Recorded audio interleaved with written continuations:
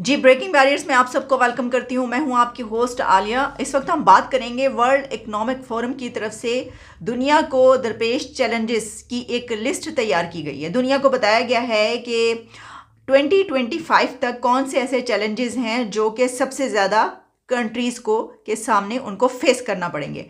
इसमें जहां पूरी दुनिया की बात की गई, वहीं पर पाकिस्तान के हवाले से पाकिस्तान को 2025 तक कौन से 10 द बिगेस्ट चैलेंजेस, 10 बड़े चैलेंजेस जो पाकिस्तान को जिनका सामना करना पड़ेगा, वो कौन से हैं। तो हम क्यों ना इन चैलेंजेस के बारे में बात करें। ये क्या मुश्किलात हैं जो पाकिस्तान 2025 तक देख सकता है और उसके सामने आएंगी, और ये 10 बड़ी मुश्किलात हैं। तो वर्ल्ड इकोनॉमिक फोरम की जो फैक्ट्स एंड फिगर्स होते हैं उसके ऊपर हम ट्रस्ट कर सकते हैं। हम ये देख सकते हैं कि वहाँ पर जो बताया जा रहा है वो हमें हमारे सामने आएगा। वैसे तो बहुत सारी ऐसी चीज़ें हैं जिसके बारे में हम पहले ही जानते हैं कि हमें ये चैलेंज हमारे सामने है। मतलब ऑलरेडी इतने चैलेंजेस हैं, इतने चैलेंजेस हमारे सामने मौजूद हैं कि आने वाले के तो बारे में हम क्या सोचें। पहले तो हमें जो इस वक्त मौजूदा हमारे सामने मुश्किलात हैं उनसे तो निकल पाए। ये जो है ये एक रिपोर्ट है जिसको world economic forum global risk report कहा जा रहा है कि कौन कौन से रिस्क हैं जो आपके सामने आएंगे। अच्छा, उसमें पाकिस्तान को डिफ़ॉल्ट होने का जो ख़तरे का सामना है वो कहा जा रहा है कि 2025 तक तो ये कहीं नहीं जाने का। यानी 2025 तक आपके सामने ये चैलेंज रहेगा, ये रिस्क रहेगा कि किसी भी वक्त कभी भी आप उस सिचुएशन में आ सकते हैं कि जहाँ पर आपको ये अनाउंस करना पड़ जाए। अच्छा, ये हम पहले ही हम झेल रहे हैं, ये तो हमें पता है। इसके लिए मैं आपको ये बता देती हूँ कि एक और ख़बर जो साथ ही चल रही है, इससे पहले कि हम नेक्स्ट पॉइंट की तरफ बढ़ें कि अगला ख़तरा कौन सा है, मैं आपको पहले ये बता दूं कि जो पाकिस्तान के फॉरेन रिजर्व्स हैं, कुछ फ्यू आवर्स पहले की ये रिपोर्ट है, डॉन में पब्लिश हुई है, जिसमें कहा गया है कि फॉरेन रिजर्व्स के में मज़ीद कमी हो गई है। और उसमें टोटल हमारे पास जो इस वक्त फॉरेन रिजर्व रह गए हैं उसमें 3 हफ्तों के जो है दरामदी बिल के बराबर रह गए हैं। यानी 3 वीक्स की हम इंपोर्ट्स, जो भी हमें बहुत ज़रूरी चीज़ें चाहिए वो हम कर सकते हैं, बस इतना हमारे पास पैसा है 3 वीक्स के लिए। अच्छा, अब इसमें यह कहा गया है कि पाकिस्तान के फॉरेन रिजर्व्स जो हैं उसमें मज़ीद कमी हो गई है, जो कि 6 जनवरी तक 1 अरब 20 करोड़ डॉलर कम होकर 4 अरब 30 करोड़ डॉलर रह गए। तो अब 4 अरब और 30 करोड़ डॉलर या इससे कुछ कम आप समझ लें, ये हमारे पास पैसा है। और इसमें हमने अपने जो है वो नेक्स्ट 3 वीक्स या 4 वीक्स आप कर लें, इसका हमें सारा सामान ख़रीदना है। अब हमारे पास क्या कुछ नहीं है। सबसे बड़ी जो चीज़ चाहिए होती है गंदम, आटा, वो नहीं है हमारे पास। ये मैं आपको दिखाती हूँ। ये जो वीडियो आप देख रहे हैं, यहाँ पर ख़वातीन ट्रक के नीचे से निकल निकल के पता नहीं कहाँ से निकाल कर जो है वो आटा निकाल के लेके आ रही हैं। कहीं पर ट्रक खड़ा है वहाँ पर सस्ते आटे का, तो वो ज़ाहिर है कि अब सस्ता आटा भी चोरी करना पड़ा है लोगों को। यानी ये आप सिचुएशन देखें, सस्ता आटा भी चोरी करना पड़ा है। और फिर जब कोई मिनिस्टर्स ये कहते हुए नजर आते हैं, चाहे वो प्रोविंशियल हो, चाहे वो पंजाब के हों या फेडरल हो, कोई भी हो, कि नहीं इस गंदम की तो कोई कमी नहीं, वीट की तो कोई कमी नहीं, आटे की तो कोई सारा जो है हमने तो दे दिया हुआ, इतने टन जो है वो आ चुका है। तो बड़े अफसोस की बात होती है ये कि आप देखें कि लोग कैसे, अगर कोई कमी ना हो तो लोगों को क्या पड़ी है, वो जानबूझ के ऐसा करें। या फिर आप देखें कि किस किस ने अपने उसमें जमा किया हुआ है, गोदाम किस किस के भरे में आटे से और वीट से, गोदाम खुलवाएं सब। किस तरह की वीडियोस भी चल रही हैं, बड़े इल्जामात लग रहे हैं जरदारी से लेकर, और किस किस के नाम लेकर लोग वीडियो बना रहे हैं कि गोदाम भरे में। जी, अब बढ़ते हैं वर्ल्ड इकोनॉमिक फोरम के अगले खतरे की तरफ कि जो उन्होंने इंडिकेशंस दी हैं। अच्छा, अगला खतरा जो बता रहे हैं वो है खुराक की कमी, फूड सिक्योरिटी। तो फूड सिक्योरिटी वो कह रहे हैं खुराक की जो कमी है वो एक बड़ा मसला रहेगा 2025 तक पाकिस्तान के सामने। नेक्स्ट कौन सा बड़ा रिस्क है, वो है साइबर सिक्योरिटी। अब देखिए, साइबर सिक्योरिटी के क्योंकि हम इतने एक्सपर्ट नहीं हैं, हमारे पास ऐसी टेक्नोलॉजी से तो हम वैसे ही बड़ी नफरत करते हैं, साइंस और टेक्नोलॉजी तो हमें पसंद ही नहीं है। तो फिर जो अब साइबर सिक्योरिटी में बहुत कुछ आ जाता है इसमें, ये हम इसके अंदर अगर जाएंगे तो फिर वो बहुत डिबेट इसके ऊपर हो जाएगी लंबी। हमें बहुत सारी ऐसी चीज़ें हैं जो इसके अंदर आती हैं।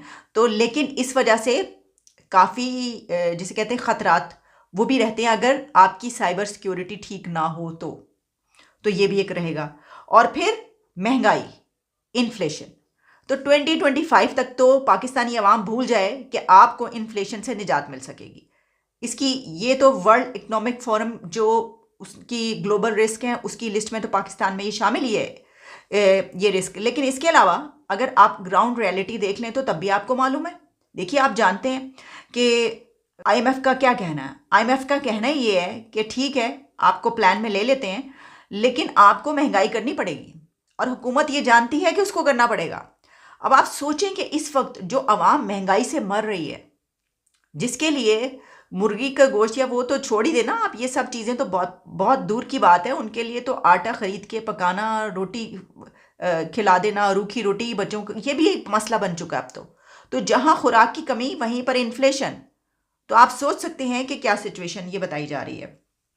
और जिस तरह मैंने आपको कहा कि आईएमएफ ने तो कहा है कि हर चीज़ पर इतने % आपको कीमत बढ़ाना होगी, और आईएमएफ का प्लान मिलते ही हुकूमत का अगला जो स्टेप होगा वो ये होगा कि इतनी इन्फ्लेशन बढ़ चुकी है, हर चीज़ पर इतनी महंगाई और हो गई है, और पेट्रोल की कीमत भी बढ़ेगी। पेट्रोल की कीमत बढ़ेगी तो बाकी चीज़ों की खुद बहुत बढ़ेगी। तो बस गरीब तो मर जाएं जाके कहीं मुँह छुपा के, मतलब कोई ज़रूरत ही नहीं, शर्म से मुँह छुपाने की ज़रूरत नहीं पड़ती, अब गुर्बत से ही मुँह छुपा के मर जाएं।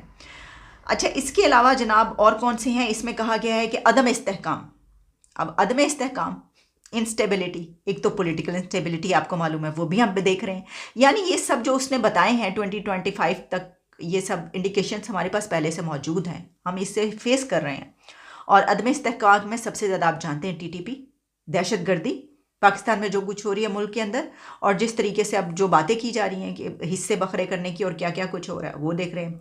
फिर इसके अलावा जो है कर्ज़ों के बहरान, यानी जो कर्ज़ आपने वापस करने हैं, जैसा मैंने आपको बताया कि बिलियंस ऑफ डॉलर्स जो आपने रीपे करना है, उसका एक बहुत बड़ा आपके सामने चैलेंज है, वो करना है। खित्ते के ममालिक आबी वसाइल को इलाकाई तनाज़ात में बतौर हथियार भी इस्तेमाल कर सकते हैं।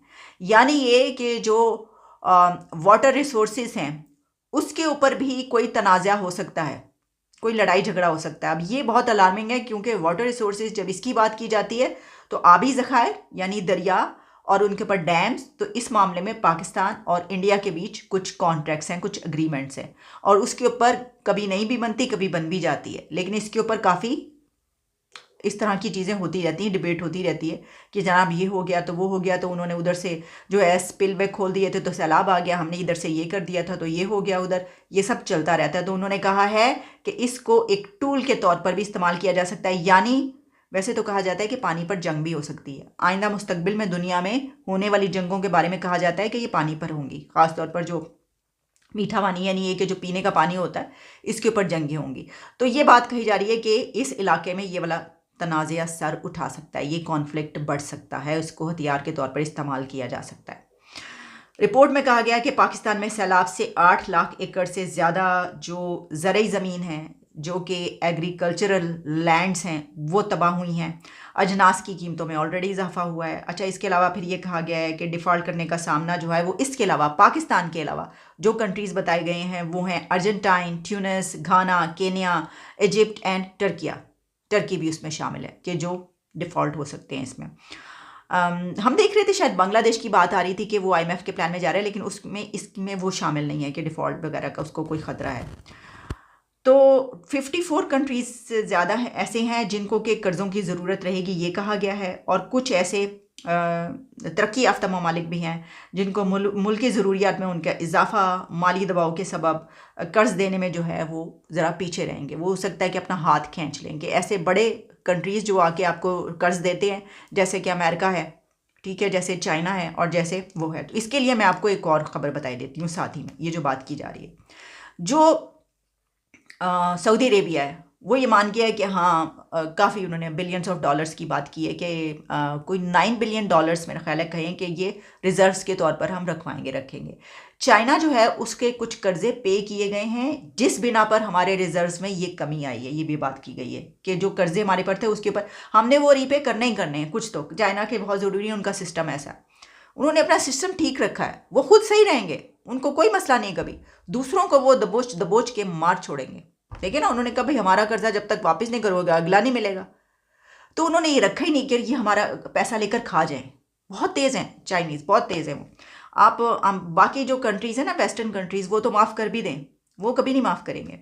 अच्छा, फिर इसमें ये बात जो मैंने कहा था ना, एक पॉजिटिव बात, वो ये मुझे पता चली कि पाकिस्तान सिक्योर्स $3 बिलियन एट 1%, कि ये जो मल्टीलैटरल लैंडर्स जो हैं उन्होंने जो टर्म्स एंड कंडीशंस पर पाकिस्तान को कर्जे दिए हैं या पाकिस्तान की मदद की है, उसमें ये बात कही जा रही है कि एक तो ये कि $3 बिलियन 1% पर मिला है आपको, और एक और जो बहुत पॉजिटिव न्यूज़ पाकिस्तान के लिए वो इसलिए कि हमें कर्जे वापसी में बहुत मुसीबत होती है, क्योंकि हमने ना ही अपनी एक्सपोर्ट्स बढ़ानी है, हमने बस इस पे ही रहना है, तो फिर मुसीबत तो होगी। तो उन्होंने कहा है कि the international landers granted this significant loan at about 1% interest rate with A repayment period of 40 years during the recent donor conference held in Geneva. तो इस कॉन्फ्रेंस में जो जिस मैंने अमाउंट की बात की वो 40 years में आप रीपे करेंगे। तो मतलब ये कि आपकी नस्लें आकर रीपे करेंगी ये वाले जो हैं, लेकिन ये बहुत ही कम है ना अमाउंट $3 बिलियन का। अगर सारे का सारा इस तरह है या होता तो फिर तो हमारे ज़्यादा फ़ायदा होता। तो बस यही है, 2025 तक के चैलेंजेस हैं आपके सामने, ये रिस्क आपके सामने मौजूद हैं, आपके सर पर डिफ़ॉल्ट होने का ख़तरा मंडलाता रहेगा, किसी भी वक्त कुछ भी हो सकता है। और इसके अलावा जो मैंने आपको मुश्किलात बताई हैं आवाम के लिए, आम लोगों के लिए और हुकूमत के लिए भी, इस मुल्क के लिए, दहशतगर्दी से लेकर अदम इस्तेहकाम तक, इंस्टेबिलिटी तक, फूड क्राइसिस तक और पानी के मसाइल तक, ये सब 2025 तक मसाइल हमारे सामने रहेंगे। इनसे निपटने के लिए आप तैयार हो जाइए, कमर कस लीजिए और डाइटिंग शुरू कर दें। आप कहें कि बस खाना ही नहीं कुछ, यही मतलब यही हो सकता है। देखिए वैसे ये बात करने वाली नहीं है, जो इस वक्त गरीब की सिचुएशन है, हम ऐसी इस तरह की बातें कर देते हैं ज़रा माहौल को थोड़ा वो करने के लिए, लेकिन हालात ऐसे नहीं है। इजाज़त दें, दोबारा आपसे मुलाकात होती है। Alia signing off.